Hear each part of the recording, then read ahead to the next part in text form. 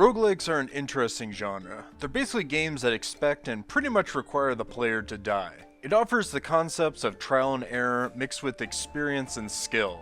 I'm drawn to these games because they remind me of the NES games I played growing up, having to constantly retry levels, learn from mistakes, and get better with each try.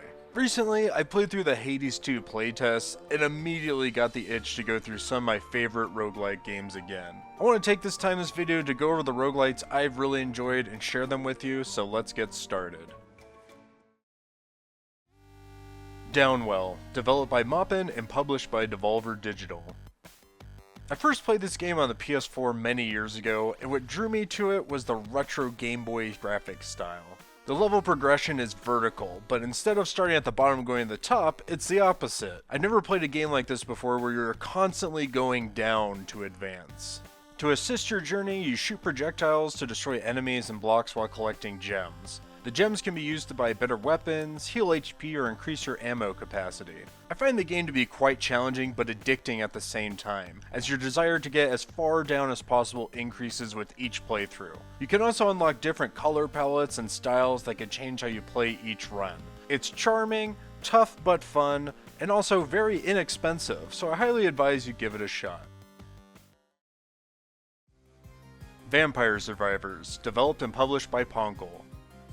There's a good chance that even if you have little to no knowledge of roguelikes, that you've heard of Vampire Survivors, as this game hit fast and hard when it dropped. You take control of a hero and destroy swarms of enemies while trying to survive for 30 minutes. I use the term control loosely, as your only physical control is just moving the hero.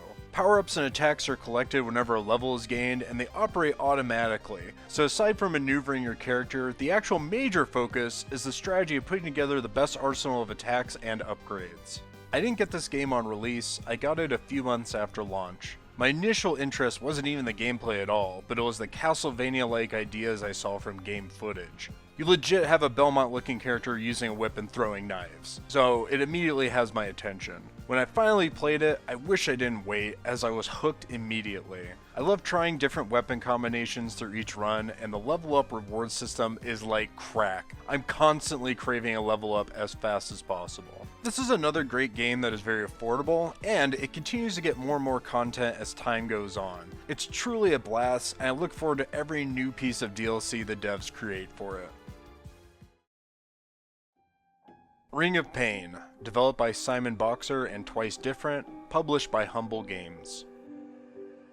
I've talked about this game before in a previous video, and this is a game that has a great twist on the roguelike idea. Instead of having active and moving gameplay, it's more about strategy and equipment collection. Each level is a ring full of monsters and treasures. You have to navigate to the exit to advance, but need to plan out which enemies you want to defeat to buy equipment. This game is pretty brutal. I played a lot, and there are still times where I get wiped out in the early rings. But the satisfaction of making it all the way through a run is so immense that it keeps me coming back to it over and over. I think the monster designs are gnarly, and the overall sense of creepy weirdness is very unique and a big bonus for me. If you are a glutton for punishment and fun, check out Ring of Pain. Dead Cells, developed and published by Motion Twin.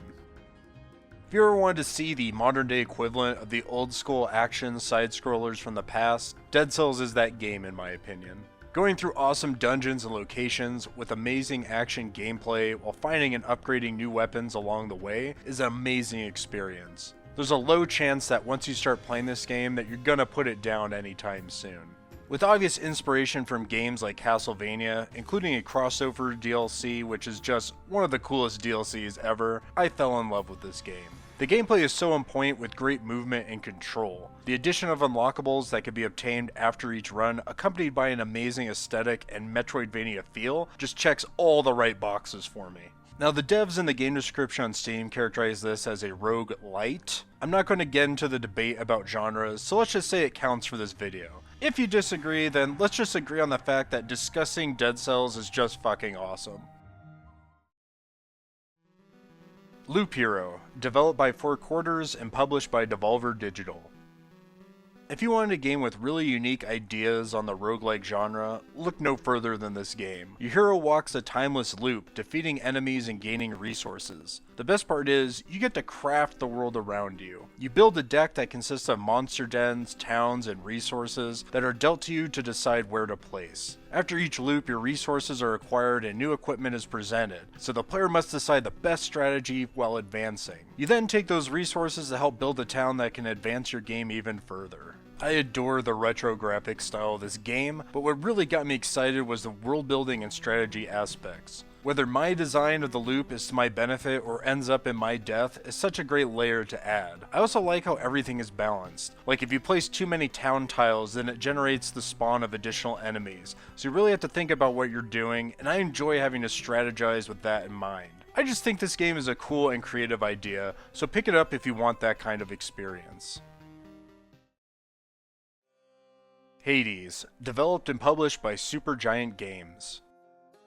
Earlier I discussed playing the Hades 2 playtest, and the first game I reinstalled after playing that was the original Hades. Supergiant Games is a damn good developer and have made some really great games, with Hades being the best in my opinion. You play as Zagreus, the son of Hades, in an attempt to escape the underworld. With an arsenal of weapons and boons collected by the Greek gods, you hack and slash your way through this marvelous game. And it's definitely no easy feat. The game offers a good challenge that doesn't take away from any of the fun. The action and combat look great, plays great, and the strategies you attempt to develop through each run is such a fun experience. On top of fantastic gameplay, you get treated with amazing character portraits. I mean, the art style in this game is so my style, with bold lines and heavy shades. And the same style is used for the level design, which also looks just as good. I think I've put more time into Hades my second time around than my first, and I'm really excited for Hades 2. If you ever wanted a great introduction to the roguelike genre, I think Hades is the best way to start. Moonlighter, developed by Digital Sun and published by 11-Bit Studios. Here we have a game that offers the typical roguelike and roguelite ideas. Dungeons with enemies to defeat, resources to collect, and an action combat style. But where Moonlighter sets itself apart is how you gain currency to build a town and upgrade your weapons. Instead of just collecting X amount of a resource to craft something, you take the materials you find and you sell them in your own shop. You set the price, and based on customers' reactions, determine if you should lower or increase said prices. The idea of dungeon diving and selling the relics you find at your own shop is one of my favorite ideas in any game ever. You get your normal action fix by slaying cool monsters, but then you get a great layer of a kind of merchant simulator. And not only that, but you also use the money you earn to build the town around you. Playing this game gives me the same vibes as when I first played ActRaiser and you were introduced to the city building sim aspect. I love it when a game takes two seemingly different concepts and puts them together and make it work brilliantly. I have no clue if there are any plans of a second Moonlighter, but I hope so, and I hope it even goes more in depth with the merchant and town building side of things. Slay the Spire, developed and published by Megacrit.